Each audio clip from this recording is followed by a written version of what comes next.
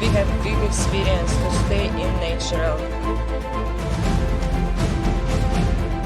क्या आप यकीन करेंगे कि 21वीं सदी में भारत के एक घने जंगल के बीचों बीच एक गुफा के अंदर एक विदेशी महिला अपनी 2 छोटी छोटी बच्चियों के साथ रह रही थी। वो महिला कौन है, वो भारत कैसे पहुंची, और सबसे बड़ा सवाल, उसकी इन 2 बच्चियों का जन्म कैसे और कहां हुआ।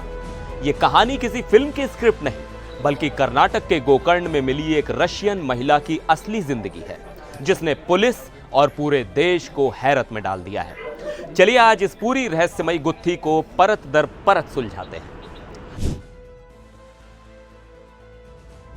नमस्कार, मैं हूं सिद्धार्थ प्रकाश।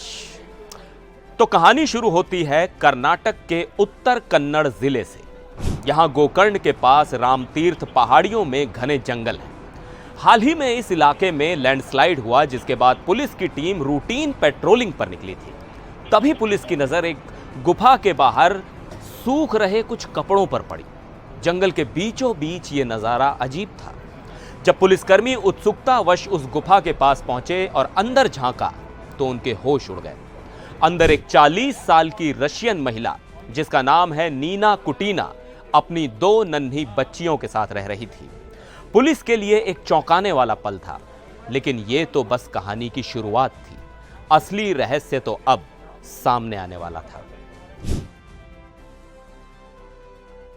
तो सवाल यह है कि रूस की एक महिला कर्नाटक के जंगल की गुफा में क्या कर रही थी। पुलिस की जांच में जो सामने आया वो भी कम दिलचस्प नहीं है। नीना कुटीना साल 2016 में बिजनेस वीजा पर भारत आई थी। 2017 में उसका वीजा खत्म हो गया, लेकिन वो वापस अपने देश नहीं गई। वो हिंदू धर्म और भारतीय अध्यात्म से इतनी प्रभावित हुई कि उसने यहीं रुकने का फैसला कर लिया। कुछ समय के लिए वो नेपाल गई, लेकिन फिर वापस गोवा के रास्ते कर्नाटक के गोकर्ण तक पहुंच गई। गोकर्ण, जो अपने मंदिरों और शांत माहौल के लिए जाना जाता है, शायद नीना को अपनी आध्यात्मिक खोज के लिए सबसे सही जगह लगी। पुलिस ने नीना और उसकी बच्चियों को सुरक्षित निकाल लिया है और उन्हें रूस भेजने की तैयारी भी शुरू हो गई है।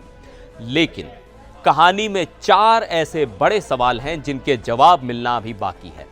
यही सवाल इस केस को सबसे रहस्यमयी बना रहे हैं। पहला सवाल, नीना की दोनों बेटियां कहां पैदा हुई? अगर वो भारत में पैदा हुई तो किस अस्पताल में? पुलिस का कहना है कि नीना किसी भी हॉस्पिटल में भर्ती नहीं हुई। तो क्या इन बच्चियों का जन्म इसी तरह किसी गुफा या अनजान जगह पर हुआ? दूसरा सवाल, 2020-21 में जब दुनिया और भारत में सख्त लॉकडाउन लगा था, तब नीना कहां थी? उसने वो मुश्किल समय कैसे और कहां काटा? तीसरा सवाल, क्या नीना ने कोविड की वैक्सीन ली है? एक विदेशी नागरिक होने के नाते और अवैध रूप से रहते हुए उसने हेल्थ केयर सिस्टम को कैसे एक्सेस किया होगा? और चौथा बड़ा सवाल, आखिर इन बच्चियों का असली पिता कौन है? नीना इस बारे में पूरी तरह चुप है। पुलिस का कहना है कि वो अभी कुछ भी बताने की हालत में नहीं है और उसकी काउंसलिंग की जा रही है। आपको यह जानकर और भी हैरानी होगी कि पुलिस को गुफा के अंदर से खाने पीने के सामान का अच्छा खासा भंडार मिला है। नीना पूरी तैयारी के साथ वहां रह रही थी। उसकी दिनचर्या भी तय थी। सुबह की शुरुआत योग से होती थी, फिर मंत्रों का जाप, ड्राइंग बनाना और गीत भजन गाना। वो लकड़ियां इकट्ठा करके अपना खाना खुद बनाती थी। जब पुलिस ने उसे जंगली जानवरों और सांपों का डर दिखाया तो उसका जवाब और भी हैरान करने वाला था। नीना ने कहा कि मैं सांपों से नहीं डरती, मुझे वो परेशान नहीं करते। मैं पास के झरने में नहाने जाती हूं और वो सांप वहीं आसपास घूमते रहते हैं, लेकिन मुझे कोई नुकसान नहीं पहुंचाते। अब एक और बड़ा कानूनी सवाल उठता है, क्या इन बच्चियों को भारत की नागरिकता मिलेगी, क्योंकि उनका जन्म तो यहीं हुआ है? तो इसका जवाब है नहीं।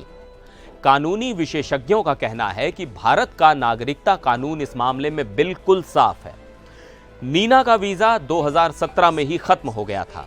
जब उसकी बेटियों का जन्म हुआ तब वो भारत में एक अवैध प्रवासी यानी इल्लीगल माइग्रेंट के तौर पर रह रही थी। कानून के मुताबिक अवैध प्रवासियों के बच्चों को भारत की नागरिकता नहीं मिलती। तो ये कहानी है आस्था, सर्वाइवल और अनगिनत रहस्यों की। एक रशियन महिला जो भारत के अध्यात्म में शांति ढूंढने आई, और एक गुफा को ही अपना घर बना लिया। पुलिस अब भी इन सवालों के जवाब ढूंढ रही है कि आखिर इन सालों में नीना ने क्या क्या किया और उसके साथ क्या क्या हुआ। फिलहाल नीना और उसकी बेटियां सुरक्षित हैं, लेकिन उनकी कहानी ने कई सवाल खड़े कर दिए हैं। इस पूरे मामले पर आपकी क्या राय है? आपको क्या लगता है, इन बच्चियों का जन्म कैसे हुआ होगा? नीचे कमेंट्स में हमें जरूर बताएं। अगर आपको ये वीडियो पसंद आया हो और ये हैरान करने वाली कहानी आपको दिलचस्प लगी हो तो वीडियो को लाइक करें और अपने दोस्तों के साथ शेयर करें। मिलते हैं अगले वीडियो में, तब तक के लिए नमस्कार।